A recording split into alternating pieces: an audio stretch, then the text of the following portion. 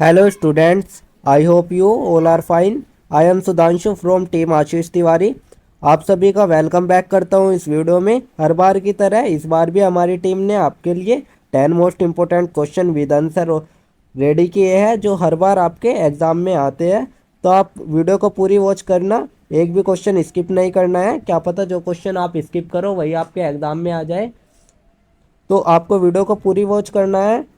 And अगर आप हमारे चैनल पर फर्स्ट टाइम विजिट कर रहे हो तो चैनल को ज़रूर सब्सक्राइब कर लीजिएगा, जिससे आने वाले और चैप्टर्स की वीडियो की नोटिफिकेशन आपको टाइम पर मिले। तो चलिए वीडियो को स्टार्ट कर लेते हैं। तो आज की जो हमारी वीडियो रहने वाली है वो हिंदी गद्य उद्भव और विकास बी, जो आपका हिंदी गद्य उद्भव और विकास ख सब्जेक्ट है। इसके मैं आपको 10 ऐसे मोस्ट इंपॉर्टेंट क्वेश्चन बताने वाला हूँ जो आपके एग्जाम में आएंगे ही आएंगे। अगर आप ये वीडियो देख लेते हैं तो ये आपके एग्जाम के लिए बहुत होती है। अगर किसी भी स्टूडेंट को ये PDF या नोट चाहिए तो वो डिस्क्रिप्शन में दिए हुए नंबर पर मैसेज कर सकता है। नोट्स प्राइस 30 रुपीज़ है, ओनली मिनिमम प्राइस है, कोई भी व्यू कर सकता है। स्टडी के लिए आप सभी इतना तो इन्वेस्ट कर ही सकते हो, बाकी लेक्चर भी आपके फ्री है, आप लेक्चर से भी पढ़ सकते हो, अदरवाइज़ आप नोट्स भी ले सकते हो। तो मैं तो यही कहूँगा आपको, आप पहले एक बार आप वीडियो लेक्चर देख लीजिएगा, उसके बाद आप नोट से पढ़िएगा तो आपकी अच्छी प्रिपरेशन हो जाएगी। ये सिंगल वीडियो ही आपके कंप्लीट एग्जाम को कवर कर लेगी। तो इसमें आपका हम क्वेश्चन नंबर 1 देखेंगे, जिसमें हम आपका हिंदी भाषा के उद्भव पर प्रकाश डालेंगे और हिंदी भाषा के विकास पर भी प्रकाश डालेंगे। तो सबसे पहले हम आपका हिंदी भाषा का उद्भव देख लेते हैं। इसमें हम आपका आंसर में लिख देंगे हिंदी भाषा का उद्भव। इतिहास अत्यंत प्राचीन और समृद्ध है। हिंदी का उद्भव संस्कृत भाषा से हुआ है, जिसे सभी भारतीय भाषाओं की जननी माना जाता है। वैदिक काल 1500 ईसा पूर्व में संस्कृत भाषा का प्रयोग धार्मिक ग्रंथों और साहित्य में प्रमुखता से होता था। जो प्राकृत भाषाओं में अपभ्रंश भाषाओं का विकास हुआ, जो लगभग 6वीं से 13वीं शताब्दी के बीच लोक भाषा के रूप में प्रचलित रही। 12वीं से 13वीं शताब्दी के दौरान जब दिल्ली और आसपास के क्षेत्रों में अपभ्रंश से एक नई भाषा विकसित हो रही थी, तब उसे हिंदवी, हिंदुस्तानी या खड़ी बोली कहा गया। धीरे धीरे जो आपकी खड़ी बोली थी, इसको ही आगे चल के आपका आधुनिक हिंदी का आधार बन गई। इस प्रकार से जो हिंदी भाषा का उद्भव है, उसमें आपका सबसे पहले संस्कृत भाषा आई, फिर आपकी प्राकृत भाषा आई, फिर आपका अपभ्रंश हुआ, जिससे कि खड़ी बोली के क्रम में यह आपका अपभ्रंश हुआ। तो इसमें हम आपका आंसर में हिंदी भाषा का उद्भव लिख देंगे, आप सभी देख सकते हैं। फिर हम आपका हिंदी भाषा का विकास लिख देंगे। जो आपका हिंदी भाषा का विकास हुआ वो आपका कई चरणों में हुआ। तो इसको हम आपके विभिन्न विभिन्न कालखंडों में विभाजित कर लें, जिसमें आपका सबसे पहला था प्रारंभिक हिंदी, जो कि आपका अपभ्रंश काल था। इसमें ये आपका 6वीं से 13वीं शताब्दी के बीच में चला। इसमें अपभ्रंश साहित्य का विकास हुआ। जैन मुनियों ने धार्मिक ग्रंथों और काव्य रचनाओं के माध्यम से अपभ्रंश का प्रयोग किया, और जो आपका ये काल था, इसी काल में रचनाओं में सरलता और जनजीवन की झलक दिखाई दी। सेकंड आपका आता है मध्यकालीन हिंदी, जो कि 13वीं से 18वीं शताब्दी के रूप में हुआ, जिसमें आपका सबसे पहला था भक्ति काल, जो कि 14वीं से 17वीं शताब्दी के बीच में हुआ। इस काल में आपका संत कवियों जैसे कबीर, सूरदास, तुलसीदास, मीराबाई आदि ने हिंदी में भक्ति गीत, दोहे और कविताएं रची, और जो इनकी भाषा थी वो सरल और हृदय स्पर्शी थी, जिससे कि जनमानस का गहरा संबंध स्थापित हुआ। तीसरा सेकंड जो इसका आपका आता है वो आता है रीतिकाल, जो कि आपका 17वीं से 18वीं शताब्दी के बीच में चला। इस समय में हिंदी साहित्य में श्रृंगार रस और दरबारी संस्कृति की झलक देखी गई, जो कि बिहारी, केशवदास, भूषण आदि कवियों ने कविताओं में नाटकता और कालमात्मक का समावेश किया। तब आपका आता है जो आधुनिक हिंदी, जो कि आपको 19वीं शताब्दी से वर्तमान तक चलती आ रही है। इसमें आपका हिंदी भाषा ने एक नया स्वरूप ग्रहण कर लिया, जो कि भारत में अंग्रेजों के आगमन के साथ आधुनिक शिक्षा प्रणाली की शुरुआत हुई, जिससे हिंदी ने गद्य और पद्य दोनों में नया विस्तार पाया। इसमें आपका सबसे पहला आता है भारतेंदु युग, जो कि आपका 1850 से 1900 ईस्वी तक चला। इसमें भारतेंदु हरिश्चंद्र को आधुनिक हिंदी साहित्य का जनक कहा जाता है, क्योंकि इस युग में पत्रकारिता, नाटक, निबंध और कविता के क्षेत्र में हिंदी ने नई ऊंचाइयों को छुआ। फिर आपका आता है द्विवेदी युग, जो कि 1900 से 1920 ईस्वी तक चला। इसमें महावीर प्रसाद द्विवेदी के संपादन में हिंदी भाषा में सुधारवादी रचनाएं लिखी गई, और इनकी भाषा में शुद्धता और प्रवाह पर बल दिया गया। फिर आपका छायावाद युग आता है, जो आपको 1918 से 1936 तक चला। इसमें हिंदी काव्य में भावनाओं, सौंदर्य और प्रकृति के चित्रण को महत्व मिला। जयशंकर प्रसाद, सुमित्रा नंदन पंत, महादेवी वर्मा और सूर्यकांत त्रिपाठी निराले जैसे कवियों ने हिंदी को नई ऊंचाइयां दी। फिर आपका आता है प्रगतिवाद, प्रयोगवाद और नई कविता, जो कि आपको 1940 के बाद से चली। इसमें आपका हिंदी साहित्य में यथार्थवाद, सामाजिक समस्या और आम जनजीवन की पीड़ा को स्थान मिला। हिंदी उपन्यास, कहानी, नाटक और पत्रकारिता ने भी तेजी से विकास किया। फिर आपका आता है स्वतंत्रता के बाद हिंदी का विकास, जैसे कि 1947 में भारत के स्वतंत्र होने के बाद 1950 में संविधान द्वारा हिंदी को भारत की राजभाषा घोषित किया गया। इसके बाद आपका हिंदी का प्रचार प्रसार सरकारी कार्यों, शिक्षा, साहित्य, सिनेमा, दूरदर्शन, रेडियो और अन्य डिजिटल माध्यमों के निरंतर होता गया।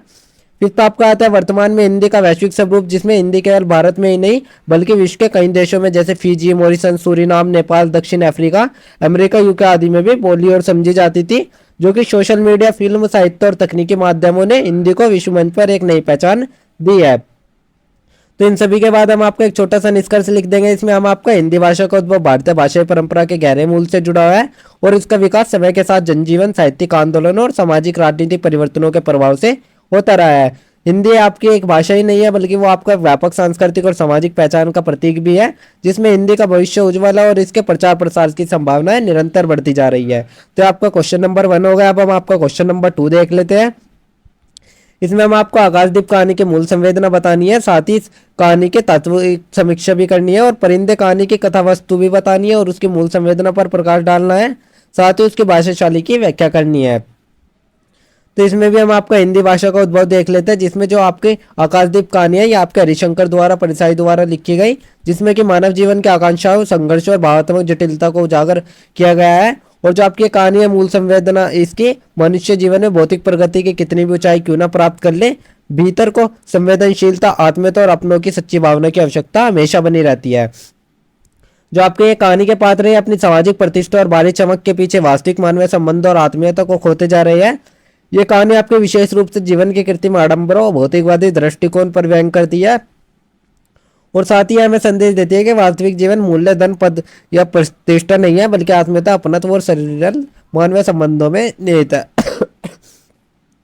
फिर आपका आता है आकाशदीप कहानी की तात्विक समीक्षा, जिसमें हम आपका विषय वस्तु और उद्देश्य देखेंगे। जो आपके आकाशदीप कहानी तो वो आपके एक प्रतीकात्मक कहानी है, जिसमें आकाशदीप को आदर्शों और मानवीय मूल्यों के प्रतीक के रूप में प्रस्तुत किया गया।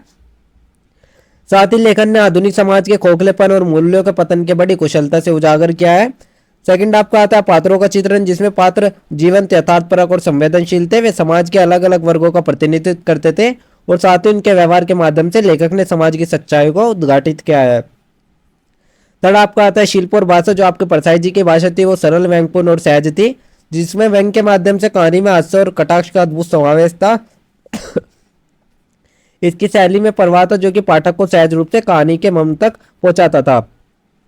और आपका तात्विक संदेश आता है, जिसमें कहानी का तात्विक संदेश ये था कि भौतिक उपलब्धि और बाहरी चमक स्थायी सुख और संतोष नहीं दे सकती। जीवन की वास्तविक संपत्ति सच्चे मन में संबंध और आत्मीयता में ही निहित है।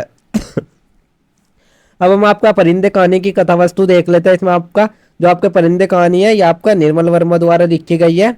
इसमें दो प्रमुख पात्र रखे गए, आपका बिमला और राजेंद्र। जो आपकी एक कहानी थी अपने अतीत की असफलताओं, भावनात्मक चोटों और मानसिक दुविधाओं से ग्रस्त है। वे एक दूसरे के करीब होकर भी भावनात्मक रूप से दूर है।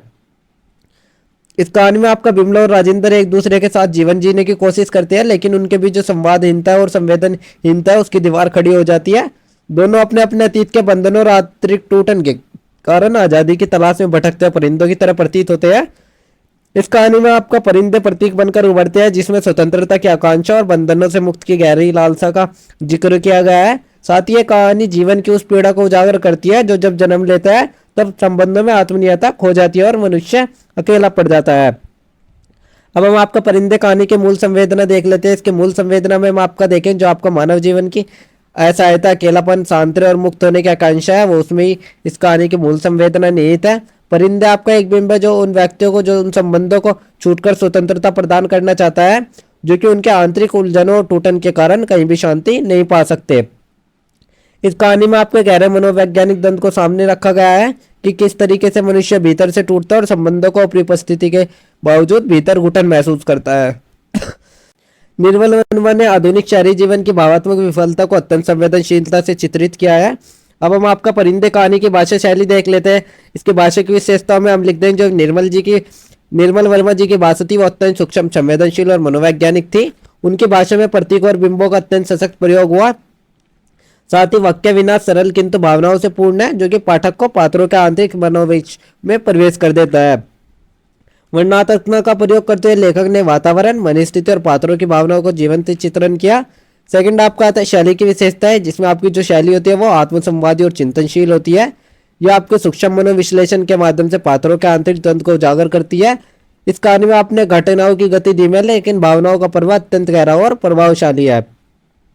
प्रतीकात्मक और बिंबात्मक शैली की प्रमुख विशेषता है, जैसे कि परिंदे का प्रयोग स्वतंत्रता और अस्थिरता के प्रतीक के रूप में हुआ है। तो ये सभी बताने के बाद हम आपका एक छोटा सा निष्कर्ष लिख देंगे, जो कि आपके आंसर राइटिंग में बहुत अधिक उपयोगी साबित होगा।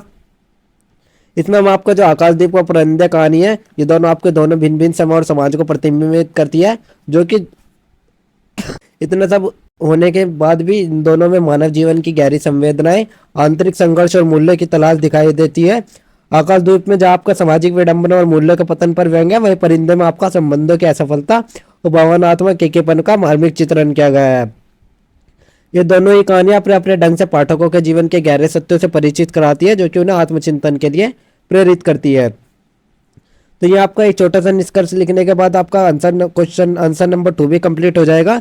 देन हम आपका आंसर नंबर 3 देख लेते हैं। इसमें हम आपके तुलसी के राम का स्वरूप देखेंगे और छायावाद के प्रमुख वृत्तियों के बारे में पढ़ेंगे।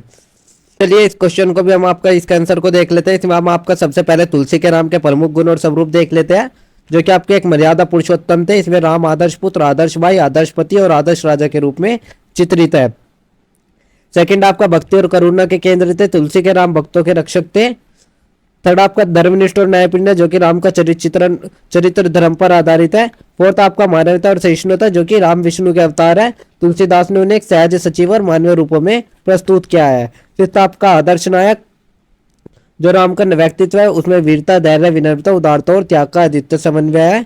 तो टोटली हम कह सकते हैं जो तुलसी के राम का एक ऐसा चरित्र है जो कि भक्ति, मर्यादा, आदर्श जीवन और धर्म की राह पर चलने के लिए संपूर्ण मानवता के लिए प्रेरणा स्रोत बन गया है। अब हम आपकी कुछ छायावाद की प्रमुख प्रवृत्तियां देख लेते हैं। इसमें हम आपका छायावाद हिंदी साहित्य के इतिहास में एक महत्वपूर्ण काव्य आंदोलन है, जो कि आपको 1918 से 1936 के बीच में विकसित हुआ है। छायावाद को हिंदी का रोमांटिक युग भी कहा जाता है। यह युग आपका आत्मा की गहराइयों में उतरने, प्रकृति प्रेम, व्यक्तिवाद और सौंदर्यबोध के कारण विशेष प्रसिद्ध है। अब हम आपका छायावाद की प्रमुख प्रवृत्ति देख लेते हैं, जिसमें आपका सबसे पहला आता है व्यक्तिवाद, जो कि छायावादी कवियों ने व्यक्तियों की स्वतंत्रता, भावना और अनुभूतियों को अत्यंत महत्व दिया है, जिससे कि कवि जो है उन्होंने अपने आत्मस्वरूप की खोज करता है और अपनी निजी संवेदनाओं को व्यक्त करता है। सेकंड आपका प्रकृति चित्रण, इसमें प्रकृति छायावादी कवि का प्रमुख अंग है, जो कि प्रकृति को केवल दृश्य सौंदर्य के लिए ही नहीं बल्कि आंतरिक भावनाओं के प्रतीक के रूप में भी चित्रित करता है। थर्ड आपका प्रेम और सौंदर्य भावना, इसमें छायावादी काव्य में प्रेम एक महत्वपूर्ण विषय है, लेकिन ये आपका प्रेम सांसारिक नहीं है बल्कि आध्यात्मिक और रहस्यमय होता है।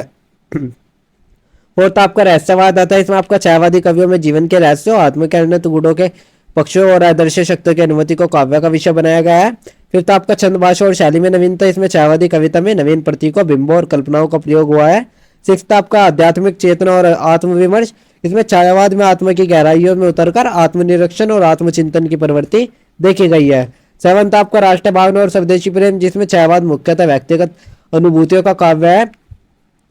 इसमें हम आपका छायावाद के कुछ प्रमुख कवि देख लेते हैं, जिसमें आपका जयशंकर प्रसाद, सूर्यकांत त्रिपाठी निराला, सुमित्रा नंदन पंत और महादेवी वर्मा जैसे ये आपके छायावाद के प्रमुख 4 स्तंभ माने जाते हैं। इसके बाद हम आपका एक छोटा सा निष्कर्ष लिख दें। निष्कर्ष में हम आपका लिखे तुलसी के राम भारतीय संस्कृति का आदर्श जीवन का मूल्य मूर्तिमान रूप है, जो कि आज भी मानवता को धर्म, कर्तव्य, प्रेम की राह पर चलने की प्रेरणा देता है। वहीं पर आपको जो छायावाद है वो हिंदी कविता का वह युग है, जिसने कविता को आत्मिक की गहराइयों, प्रकृति के सौंदर्य, भावनाओं की सूक्ष्मता से भर दिया है। दोनों ही विषय आपके भारतीय साहित्य की महान धरोहर है, जो कि हमें जीवन की सच्ची सुंदरता तथा आंतरिक विकास की राह दिखाते हैं। तो ये सभी निष्कर्ष लिखने के बाद आपका क्वेश्चन नंबर 3 भी कंप्लीट होता है। देन हम आपका क्वेश्चन नंबर 4 स्टार्ट करेंगे, जिसमें हम आपका सच्ची वीरता निबंध का सार लिखेंगे, उसका प्रतिपाद करेंगे और जवान निबंध का प्रतिपाद लिखेंगे। तो सबसे पहले हम आपका सच्ची वीरता निबंध का सार देख लेते हैं। जो आपके सच्ची वीरता निबंध है, इसमें लेखक ने वीरता की वास्तविक परिभाषा और उसके मूल गुणों को स्पष्ट किया है। इसमें एक सच्चा वीर वही है जो कठिन परिस्थितियों में भी अपना धैर्य नहीं खोता, अन्याय का विरोध करता और सत्य के मार्ग पर अडिग रहता है। इस निबंध में आपका लेखक यह संदेश देता है कि वीर वही है जो कठिनाइयों में भी अपने चरित्र और सिद्धांतों को ऊंचा बनाए रखता है, बाहरी पराक्रम से अधिक आंतरिक बल और नैतिक दृढ़ता को महत्व देता है। अब हम आपका सच्ची वीरता निबंध का प्रतिपाद देख लेते हैं। अब हम आपका सच्ची वीरता निबंध का प्रतिपाद कर लेते हैं। इसमें हम आपका सच्ची वीरता निबंध का प्रतिपाद ये होता है कि जो वीरता का वास्तविक अर्थ है वो केवल शारीरिक शक्ति या भारी पराक्रम नहीं है, बल्कि नैतिक बल, आत्मसंयम, सहनशीलता और उच्च आदर्शों के प्रति अडिग निष्ठा में भी निहित है। इस निबंध में लेखक ने स्पष्ट किया है कि सच्ची वीरता क्रोध और प्रतिहिंसा से नहीं होती, बल्कि प्रेम, करुणा और सहिष्णुता से प्रकाशित होती है। आंतरिक बल ही भारी विजय का आधार है। इसको देखने के बाद हम आपका जवान निबंध का प्रतिवाद कर लेते हैं। इसमें लेखक ने बताया कि जवानों के महत्व, कर्तव्य और राष्ट्र के प्रति उनके समर्पण भाव को बड़े प्रभावी प्रस्तुत किया है। और इस निबंध में आपका यह बताया गया है कि जो जवान है वो न केवल युद्ध भूमि में लड़ता है, बल्कि देश की रक्षा के लिए अपने प्राणों के बलिदान देने में भी सदैव तत्पर रहता है। जवान राष्ट्र की रक्षा का प्रहरी है। वह अपने आराम, सुख सुविधाओं, परिवार और व्यक्तिगत इच्छाओं का त्याग कर देश की सीमाओं की रक्षा करता है। जैसा कि अभी आप देख सकते हैं, जो आपका भारत पाकिस्तान का युद्ध चल रहा है, इसमें आपका सबसे जो अहम भूमिका निभाई जा रही है वो जवानों द्वारा ही निभाई जा रही है। इसी निबंध में आपका जो लेखक है उसने बताया कि जवान का जीवन केवल रण क्षेत्र में नहीं है, बल्कि अनुशासन, कर्तव्य निष्ठा, देशभक्ति और बलिदान की भावना से भी परिपूर्ण होता है। तो ये सभी लिखने के बाद हम आपका एक छोटा सा निष्कर्ष लिख दें। निष्कर्ष में हम आपका लिखे हैं, सच्ची वीरता और जवान दोनों निबंधों का मूल भाव यही है कि असली ताकत आपकी भारी शक्ति में नहीं है, बल्कि आत्मबल, निष्ठा और उच्च आदर्शों के पालन में ही है। जो ये निबंध है, इनके माध्यम से अगर पाठकों को आदर्श वीरता और सच्ची देशभक्ति की भावना से उत्प्रेरित होने की प्रेरणा मिलती है। तो ये आपका एक छोटा सा निष्कर्ष लिखने के बाद आपका आंसर कंप्लीट हो जाएगा। तो हम आपको शॉर्ट्स में इसलिए एक्सप्लेन कर रहे हैं क्योंकि अगर हम आपको डीपली एक्सप्लेन करेंगे तो आपकी वीडियो बहुत लंबी हो जाएगी, इसलिए हम आपको शॉर्ट्स में एक्सप्लेन कर रहे हैं। बाकी आप वीडियो लेक्चर देख लीजिएगा एक बार। वीडियो लेक्चर देखने के बाद आपको समझ में आ जाएगा। देन आप आपके नोट्स पढ़ के भी, ये आप अपने नोट्स पढ़ लेना। इन नोट्स को पढ़ने के बाद आपके सब कुछ समझ में आ जाएगा। तो अब हम आपका क्वेश्चन नंबर 5 देख लेते हैं। इसमें आपका जो भूषण वीर रस के कवि है इसकी विवेचना करेंगे और राजस्थानी बोलियों का संक्षिप्त परिचय करेंगे। तो इसमें जो आपका भूषण वीर रस के कवि है उसके बारे में बताया जाता है। जो भूषण है वे हिंदी साहित्य के वीर रस के अद्वितीय कवि माने जाते हैं। वे 17वीं शताब्दी के प्रसिद्ध कवि थे, जो कि मुख्यतः बुंदेलखंड के राजा छत्रसाल तथा मराठा वीर छत्रपति शिवाजी महाराज के शौर्य पराक्रम का गौरववान करने के लिए प्रसिद्ध है। जो भूषण जी है उन्होंने छत्रपति महाराज शिवाजी और राजा छत्रसाल तथा मराठ वीर छत्रपति शिवाजी के शौर्य पराक्रम का गौरवमान करने के लिए वे प्रसिद्ध माने जाते हैं। अब हम आपका भूषण के काव्य में वीर रस के प्रमुख लक्षण देख लेते हैं, जिसमें आपका सबसे पहला आता है शौर्य पराक्रम का वर्णन। इसमें भूषण ने शिवाजी, छत्रसाल और अन्य वीरों की वीरता, रणकौशल और शत्रु संग्राम के दृश्यों का अत्यंत प्रभावशाली चित्रण किया है। सेकंड आपका ओजस्वी भाषा और शैली, जिसमें भूषण की जो भाषा थी वो अत्यंत ओजपूर्ण, प्रखर और प्रभावात्मक थी। थर्ड आपका राष्ट्रभक्ति और आत्मगौरव, जिसमें भूषण के काव्य में देशभक्ति का भाव प्रमुखता से विद्यमान है। फोर्थ आपका प्रेरणा और उत्साह का संचार, जिसमें भूषण की कविताएं सुनकर मनुष्य के भीतर उत्साह, साहस और बलिदान की भावना उत्पन्न होती है। उदाहरण के लिए आप देख सकते हैं जो आपका भूषण का एक प्रसिद्ध है, रणबीर चौकड़ी भर भर कर चेतक बनी गयो आंधी। इसमें युद्ध भूमि में चेतक घोड़े की अद्भुत गति का वर्णन किया गया है, जो कि अत्यंत ओजपूर्ण शैली में हुआ है। जैसे कि आप जानते हैं जो आपका चेतक था वो आपका महाराणा प्रताप जी का घोड़ा था, उसके बारे में इन्होंने इस दोहे में वर्णन किया है। ये सभी करने के बाद आप एक छोटा सा आंसर लिख देंगे, निष्कर्ष लिख देंगे, जो कि आपके आंसर राइटिंग में अधिक उपयोगी साबित होता है। निष्कर्ष में आप लिख देंगे जो भूषण तो उन्होंने वीरता के चरम स्पर्श का गान किया, साथ ही उन्होंने काव्य में युद्ध की गरिमा, वीरों की महिमा और देशभक्ति की पुकार सुनाई देती है, इसलिए उनको हिंदी साहित्य में वीर रस के सर्वोच्च कवि के रूप में प्रतिष्ठित माना जाता है। अब हम आपका राजस्थानी बोलियों का संक्षिप्त परिचय देख लेते हैं। तो इसमें हम आपको जो राजस्थान के प्रमुख बोले उनको देख लेते हैं, जिसमें आपका सबसे पहले आता है मारवाड़ी, जो कि राजस्थान के जोधपुर, जैसलमेर, बीकानेर, बाड़मेर आदि क्षेत्रों में प्रचलित है। यह आपको सबसे अधिक विस्तृत और प्रभावशाली मानी जाती है। सेकंड आपके मेवाड़ी, जो कि उदयपुर और उसके आसपास के क्षेत्रों में बोले जाती है। इसकी मिठास और संगीतात्मक प्रसिद्ध है। थर्ड आपका ढूंढांडी, जो कि जयपुर, दौसा और सवाई माधोपुर जिले में बोली जाती है। यह आपका ढूंढाड़ क्षेत्र की मुख्य बोली है। फोर्थ आपका हाड़ौती, जो कि आपका कोटा, बूंदी, बारां, झालावाड़ जिलों में बोली जाती है और इसकी अपनी विशिष्ट ध्वनि और शब्दावली होती है। फिफ्थ आपका मालवी, जो कि मध्य प्रदेश के पश्चिमी भाग में तथा राजस्थान के कुछ भागों में बोली जाती है। सिक्स्थ आपका मेवाती, जो कि अलवर और भरतपुर जिलों में बोली जाती है और हरियाणा के कुछ क्षेत्रों में भी इसे बोला जाता है। तो ये आपके कुछ राजस्थानी की प्रमुख बोलियां हो गई। अब हम आपकी इनकी कुछ विशेषताएं देख लेते हैं। इनकी विशेषता में हम आपका देखेंगे जो आपकी राजस्थानी बोली होती है उनमें प्राचीनता और वीरता का अद्भुत संगम होता है। लोकगीत, लोककथा और वीरगाथाएं राजस्थान साहित्य के विशेष पहचान है। भाषा में सजीवता, संक्षिप्तता, भावप्रवणता और रजस्वता प्रमुख गुण है। राजस्थानी साहित्य में ऐतिहासिक वीरता की गाथाएं, प्रेम गाथाएं और प्रमुख लोक परंपराएं प्रमुख विषय है। ये सभी विशेषताएं बताने के बाद आप एक छोटा सा निष्कर्ष लिख देंगे। निष्कर्ष में आप ये लिख देंगे जो आपकी राजस्थानी बोलियां है भारतीय सांस्कृतिक धरोहर का अनमोल हिस्सा है, जिसमें वीरता, प्रेम, श्रद्धा और लोक जीवन का सजीव चित्रण मिलता है। और जो आपकी ये बोलियां न केवल राजस्थान की विविधता को प्रकट करती है बल्कि भारतीय भाषाई धरोहर को भी समृद्ध करती है। तो तो निष्कर्ष लिखने के बाद आपका क्वेश्चन नंबर 5 भी कंप्लीट हो जाएगा। अब हम आपका क्वेश्चन नंबर 6 देख लेते हैं। हम इसमें आपका मालव प्रेम एकांकी के बारे में सार लिखेंगे उनका और उनके चरित्रों का चित्रण करेंगे। तो सबसे पहले हम आपका मालव प्रेम एकांकी का सार देख लेते हैं। जो आपका मालव प्रेम एकांकी है ये आपके भवानी प्रसाद मिश्र द्वारा लिखी गई है, जिसमें प्रेम, त्याग, कर्तव्य और राष्ट्रभक्ति के अद्भुत का समन्वय का चित्रण मिलता है। और जो आपकी ये कहानी है इसका मूल कथानक मालव राज्य के स्वाभिमान और स्वतंत्रता से जुड़ा हुआ है, जिसमें कि व्यक्तिगत प्रेम से भी ऊपर देश प्रेम और राष्ट्र की स्वतंत्रता का आदर्श मिलता है। अब हम आपका कहानी का संक्षिप्त प्रवाह देख लेते हैं। जो आपका मालव राज्य होता है वो शत्रुओं का आक्रमण हो रहा होता है उस पर, जिसपे राज्य की स्वतंत्रता संकट में होती है। ऐसे समय में राज्य की राजकुमारी स्वयं अपने सुख, प्रेम और व्यक्तिगत इच्छाओं का त्याग कर देती है और देश की रक्षा के लिए कटिबद्ध हो जाती है। जो राजकुमारी का प्रेमी था वो उसे व्यक्तिगत प्रेमी के बंधन में बांधने की बजाय राष्ट्र धर्म के सर्वोच्च मानते हुए उसको अपने कर्तव्य पथ पर आगे बढ़ने के लिए प्रेरित करता है। इस प्रकार जो आपका मालव प्रेम कहानी है वो आपका व्यक्तिगत प्रेम कथा ही नहीं है, बल्कि आपका त्याग, बलिदान और उच्च आदर्शों की प्रेरक गाथा भी मानी जाती है। इस एकांकी के माध्यम से लेखक ने बताया कि सच्चा प्रेम वही है जो आत्मत्याग और उच्चतम आदर्शों की प्रेरणा दे, न कि स्वार्थपूर्ण बंधनों का कारण बने। अब हम आपका मालव प्रेम कहानी के प्रमुख चरित्रों का चित्रण कर लेते हैं, जिसमें आपका सबसे पहले राजकुमारी आती है। जो राज्य की राजकुमारी होती है, यह आपका केंद्रीय पात्र होती है। वह नारी शक्ति, देशभक्ति और आत्मबल की सजीव मूर्ति होती है। उनकी कुछ विशेषताएं देख लेते हैं। वे आपको स्वाभिमानी और कर्तव्यपरन होती है। सेकंड आपका वे संवेदनशील और आदर्शवादी होती है। थर्ड वे आपका प्रेरणादायक व्यक्तित्व रखती है। सेकंड आपको जो आते हैं प्रेमी होते हैं वे आपका राजकुमार होते हैं या सेनापति होते हैं। ये राजकुमारी के प्रेमी होते हैं, जिसकी आपकी विशेषता में आप देख सकते हैं आपके त्यागी और आदर्श प्रेमी थे, राष्ट्रभक्त थे और साथ ही उच्च सोच वाला चरित्र इनका होता था। थर्ड आपके आते हैं जो सहायक पात्र, जिसमें आपका मंत्रीगण, सैनिक, दरबारी आदि आते हैं। ये पात्र एकांकी के वातावरण का यथार्थपरक बनाए रखते हैं, जिससे कि राज्य की कठिनाई परिस्थिति को भी सामने रखा जाता है। ये सभी बताने के बाद आप एक छोटा सा निष्कर्ष लिख दीजिएगा। निष्कर्ष में आप लिख दीजिएगा मालव प्रेम केवल प्रेम कथा ही नहीं है, बल्कि वो आपका प्रेम, त्याग और राष्ट्र धर्म के आदर्शों का अनुपम उदाहरण भी है, जिसमें कि सच्चा प्रेम व्यक्ति स्वार्थ से ऊपर देश और समाज के लिए त्याग करना सिखाती है।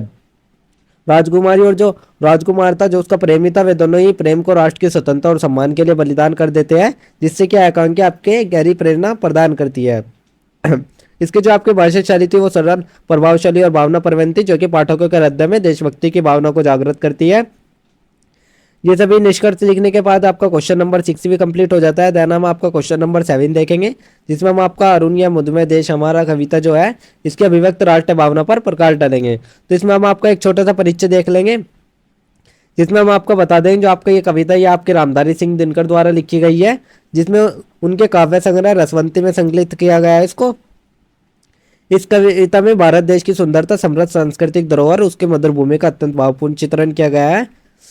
परिचय लिखने के बाद हम आपका राष्ट्र भावना का चित्रण करते हैं, जिसमें मातृभूमि के प्रति गर्व और प्रेम देख लेंगे।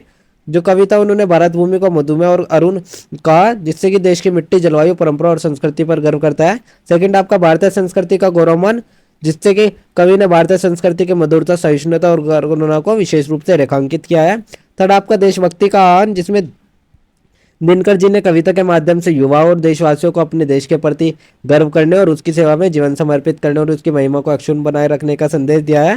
फोर्थ आपका प्रकृति और राष्ट्र का अद्भुत संगम आता है, जिसमें कवि ने भारत की प्राकृतिक छटा, जैसे फूलों की मधुरता, नदियों का कलकल स्वर और वनों की हरियाली और हिमालय की गरिमा के माध्यम से देश की सुंदरता का बखान किया है। फिफ्थ आपका आता है आदर्शों की ओर प्रेरणा, जिसमें आपका कविता जो है ये आपका देश की प्रशंसा तो करती है, साथ ही आपको यह बताते हैं कि अपने देश और अधिक महान बनाने के लिए प्रयत्नशील रहे।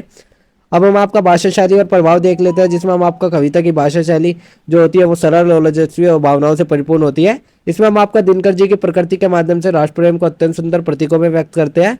साथ ही जो कविता है उसमें वर्णनात्मक के साथ साथ एक प्रेरक स्वर भी होता है, जो पाठकों को देशभक्ति की ऊर्जा से भर देता है। ये सभी लिखने के बाद आप एक छोटा सा निष्कर्ष लिख देंगे। निष्कर्ष में आप ये लिख देंगे जो आपकी कविता थी दिनकर जी की मातृभूमि के प्रति गहरी और अपरम प्रेम का उद्गार है, जिसमें कि आपका राष्ट्र से की भावना को जागृत किया गया है। और साथ ही दिनकर की वाणी में ऐसा ओज भी है जो कि कविता पढ़ते हुए भारतीय के भीतर अपने देश के प्रति गर्व, प्रेम और समर्पण का भाव जागृत करती है। जो आपकी कविता ये आपका भारतीय राष्ट्रवाद का एक अनुपम उदाहरण है, जो कि आज भी उतनी प्रेरणास्पद है जितने पहले समय में थी। तो ये सभी निष्कर्ष लिखने के बाद आपका क्वेश्चन नंबर 7 भी कंप्लीट हो जाएगा। देन हम आपका क्वेश्चन नंबर 8 देखेंगे। इसमें हम आपका गूंगिया संस्मरण देखेंगे। गंगे संस्मरण का सार हम देखेंगे। इसमें आपका जो गंगे संस्मरण है वो आपका एक अत्यंत संवेदनशील और भावपूर्ण संस्मरण है, जिसके आपकी जो रचना प्रसिद्ध लेखक है वे डॉक्टर राजकुमार वर्मा थे। जो आपका ये संस्मरण है इसमें लेखक ने अपने जीवन के मार्मिक प्रसंग का चित्रण किया है और साथ ही एक मूक बधिर बालिका गुंगे के प्रति अपने भावनात्मक लगाव और करुणा को शब्दों में पिरोया है।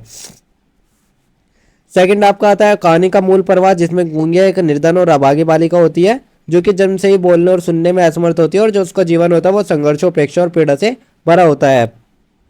जो गूंगे का जीवन होता है वो बाहरी दुनिया के लिए भले ही कुछ तुच्छ होता है, लेकिन जो लेखक की दृष्टि में वो संवेदनशीलता, निश्चल प्रेम और मानवता का प्रतीक होता है।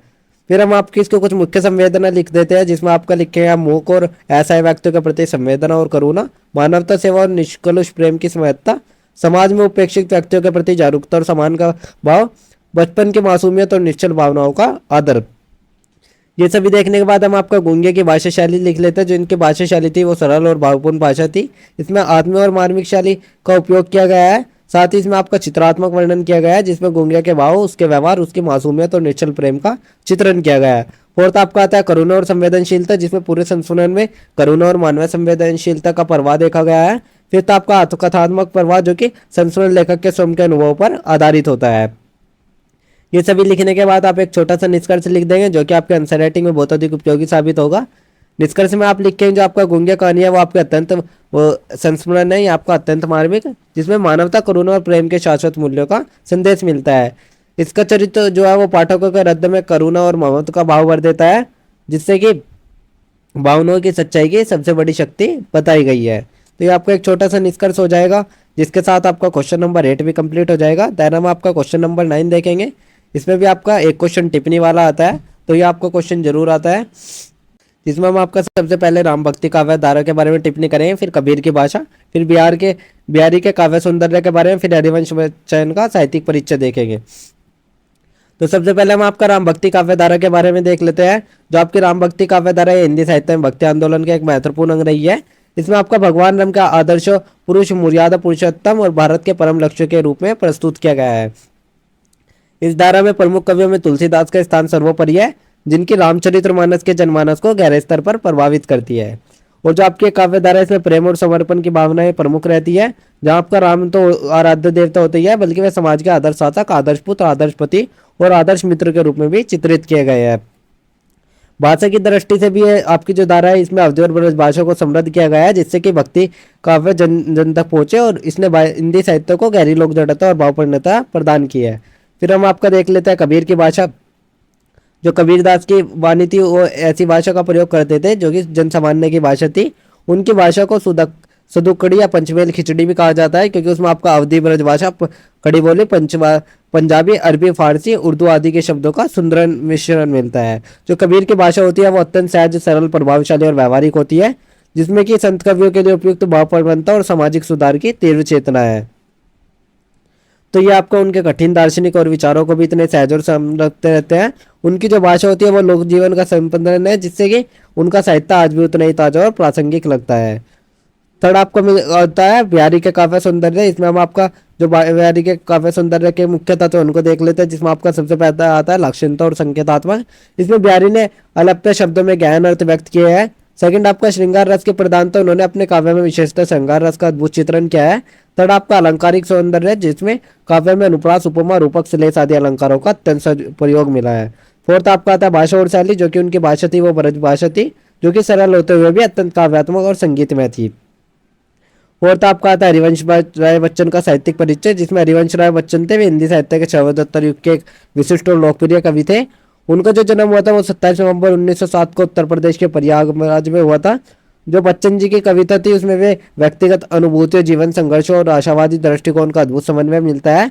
उसमें उन्होंने हिंदी कविताओं में आत्मचेतना, वेदना और जीविशों का नया आयाम प्रस्तुत किया है। साथ ही जो उनकी रचनाएं थी उनमें एक और ज्ञान भावुकता मिली है, तो दूसरी ओर आत्म जिज्ञासा और संघर्ष भावना मिली है। इनकी जो मुख्य कृतियां उसमें आपका मधुशाला, मधुबाला, मधुकलश उनकी प्रसिद्ध प्रमुख कृतियां है, जिसमें कि आपका प्रेम, पीड़ा और दर्शन का मधुर चित्रण है। इनकी जो आत्मात्मक कृतियां, क्या भूलूं, क्या याद करूं, नेड़ का निर्माण, फिर बसेरे से दूर, दस द्वार से सोपान तक, ये सभी उनके प्रमुख आत्मकथात्मक कृतियां है। अब हम इनकी भाषा शैली देख लेते हैं। जो हरिवंश राय जी के बच्चन जी की भाषा शैली थी वो सरल, प्रभावपूर्ण थी। इसमें सम्मान रखा गया है जो कि उनके साहित्य अकादमी पुरस्कार, पद्म भूषण जैसे अनेक पुरस्कारों से उनको नवाजा गया है। इन सभी को लिखने के बाद हम आपका एक छोटा सा निष्कर्ष लिख देंगे जो कि आपकी राम भक्ति काव्य धारा में जनमानस में भक्ति और नैतिकता के आदर्श स्थापित किए गए हैं। साथ ही कबीर ने अपने सहज और तीखे जीवन से सामाजिक चेतना जागृत किया है और जो बच्चन जी थे उन्हें हिंदी साहित्य में आत्मानुभूति और संघर्षशीलता का मधुर व्यवहार भर दिया है। इन सभी का योगदान हिंदी साहित्य का गौरवशाली बनने में अमूल्य रहा है। तो ये सभी निष्कर्ष लिखने के बाद आपका क्वेश्चन नंबर 9 भी कंप्लीट हो जाएगा। जैसे कि मैंने आपको बताया, जो आपका टिप्पणी वाला क्वेश्चन आता है ये आपका एक इंपॉर्टेंट क्वेश्चन जरूर आता ही आता है। और एक क्वेश्चन आता है आपका सप्रसंग व्याख्या वाला, ये भी आपका हर साल आता ही आता है। इसमें आपको कोई भी सप्रसंग दे दिया जाएगा, उसकी आपको व्याख्या करनी पड़ेगी। जैसे कि आप 11th-12th में अपना हिंदी में आपको कोई भी गद्य दिया जाता था, उसके आप अपनी शब्दों में व्याख्या करते थे। उसमें अब आपका सबसे पहले संदर्भ डालते थे कि आपका इसमें आपका ये किस चैप्टर से लिया गया है, इसके लेखक कौन है, तो उसके बारे में आप संदर्भ में लिखते हैं। फिर उसके आप व्याख्या करते थे। व्याख्या करने के बाद आप उसका एक छोटा सा निष्कर्ष लिख देते थे। इसी तरीके से आपको एग्जाम में कोई भी सप्रसंग दे दिया जाएगा जिसको आप बुक में से पढ़कर जा सकते हैं। कोई भी सप्रसंग दे दिया जाएगा उसको आप सबसे पहले उसका संदर्भ लिखेंगे, देन उसकी व्याख्या करेंगे और फिर उसका आपका एक छोटा सा निष्कर्ष लिख देंगे, तो आपका ये आंसर यहीं पर ही कंप्लीट हो जाएगा। तो ये आपका क्वेश्चन जरूर आता है एग्जाम में, तो ये वाला क्वेश्चन आप अच्छे से तैयार कर लीजिएगा। और एक ये टिप्पणी वाला क्वेश्चन, ये आपका टिप्पणी वाला और ये आपका सप्रसंग व्याख्या वाला, ये आपका हमेशा आता ही आता है एग्जाम में। तो ये दो इंपॉर्टेंट ऐसे क्वेश्चन है, इनको आप जरूर कर लीजिएगा। तो ये मैंने आपको 10 के 10 इंपॉर्टेंट क्वेश्चन आंसर बता दिए जो कि आपका आंसर राइटिंग में बहुत अधिक उपयोगी साबित हो गए। अगर आप यही वीडियो देख लेते हो, ये आपके एग्जाम के लिए बहुत होती है। आप इस वीडियो को देखकर जाएंगे तो आप अच्छे खासे मार्क्स गेन कर सकते हैं एग्जाम में। तो हमारी टीम आप सभी के लिए इतनी मेहनत करती है, आपका भी फर्ज बनता है आप भी अपना वीडियो पर सपोर्ट और प्यार दिखाए। तो अगर आपको सपोर्ट अच्छा रहता है, आपका प्यार बना रहता है, तो हम आपको और भी सब्जेक्ट के इंपॉर्टेंट क्वेश्चन आंसर आपको फाइंड करके देंगे जो कि आपके आंसर में आएंगे ही आएंगे। तो आप सभी ये वीडियो देख लेंगे तो ये आपके एग्जाम के लिए बहुत होता है। बाकी इसमें मैंने आपको शॉर्ट्स में एक्सप्लेन इसलिए किया है क्योंकि अगर हम आपको डीपली एक्सप्लेन करते तो आपकी वीडियो बहुत बड़ी हो जाती, जिससे फिर आपका प्रॉब्लम हो जाती है ज़्यादा बड़ी वीडियो में। तो आप ये नोट्स पढ़ लीजिएगा, एक बार आप वीडियो लेक्चर देख लीजिएगा, वीडियो लेक्चर देखने के बाद आप ये नोट्स पढ़ लीजिएगा, आपके सभी समझ में आ जाएगा। और अगर आपके किसी भी स्टूडेंट को कोई डाउट या क्वेरी है तो आप हमारे कमेंट सेक्शन में इंस्टा पेज को फॉलो करके पूछ सकते हैं।